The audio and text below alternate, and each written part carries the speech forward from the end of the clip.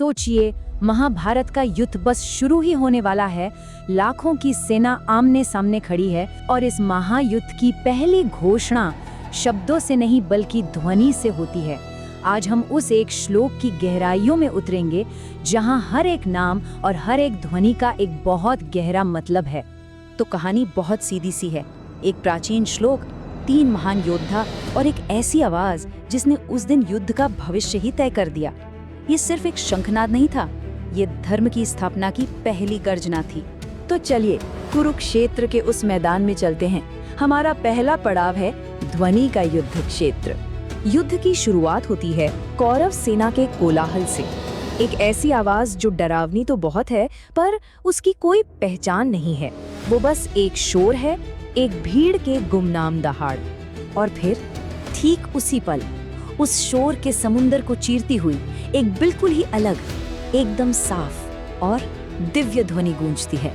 ये शोर नहीं था, ये एक ऐलान था। और यहीं से हमारी कहानी में आते हैं 3 मुख्य किरदार। ये ध्वनि थी 3 योद्धाओं और उनके दिव्य शंखों की।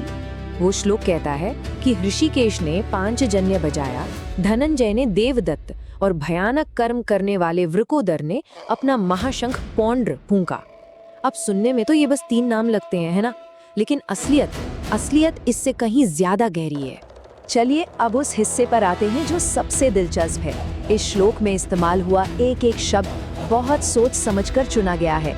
हर नाम के पीछे एक कहानी और एक मकसद छिपा है। तो शुरुआत करते हैं कृष्ण से।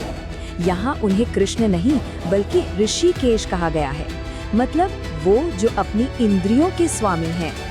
जरा सोचिए, युद्ध का मैदान है, हर तरफ कोलाहल है, हर किसी का मन, उसकी इंद्रियां सब काबू से बाहर है। और वहाँ कृष्ण एकदम शांत, एकदम स्थिर हैं। वो सिर्फ अपने ही नहीं बल्कि एक तरह से अर्जुन की इंद्रियों के भी स्वामी हैं। तो ये नाम ऋषिकेश एक तरह का वादा है, एक भरोसा है कि जब आगे चलकर अर्जुन का मन भटकेगा ना, तो यही ऋषिकेश उसे संभालेंगे। और उनका शंख पांचजन्य, पता है इसका नाम कहाँ से आया? उस दैत्य के नाम पर जिसका कृष्ण ने वध किया था। तो जब ये शंख बजता है तो ये सिर्फ एक आवाज नहीं होती, ये ऐलान होता है बुराई पर अच्छाई की जीत का। अब बारी है अर्जुन की। श्लोक में उनका नाम है धनंजय, यानी वो जिसने पूरी दुनिया से धन और यश जीता हो, एक महान विजेता। और देखिए यहीं पर कहानी एक बहुत ही गहरा मोड़ लेती है। एक विडंबना है यहाँ। जिस योद्धा ने पूरी दुनिया जीत ली, वही धनंजय कुछ ही पलों में अपने ही मन से हारने वाला है, शोक में डूबने वाला है। तो ये नाम उसके आने वाले पतन को और भी ज्यादा मार्मिक और भी ज्यादा गहरा बना देता है।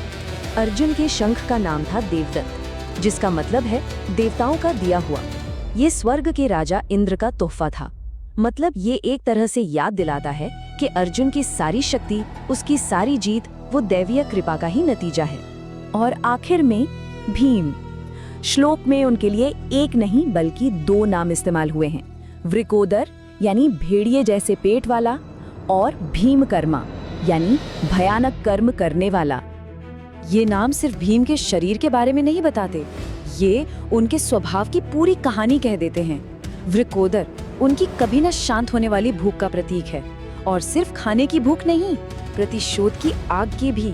और भीमकर्मा, ये तो सीधी सीधी भविष्यवाणी है, दुर्योधन और बाकी कौरवों के लिए खुली चेतावनी कि भीम इस युद्ध में क्या कहर बरपाने वाले हैं। और जैसा व्यक्तित्व वैसा ही शंख। भीम का शंख पौंड्र कोई मामूली शंख नहीं था, उसे महाशंख कहा गया है। और उसकी आवाज भी बिल्कुल भीम जैसी ही थी, विशाल, डरावनी, मानो कोई तूफान गरज रहा हो या धरती कांप रही हो। तो कृष्ण, अर्जुन और भीम, जब इन तीनों की ध्वनियां एक साथ गूंजती है ना, तो वो एक सामंजस्य बनाती हैं, एक सुर बनाती हैं। और ये सुर है धर्म का।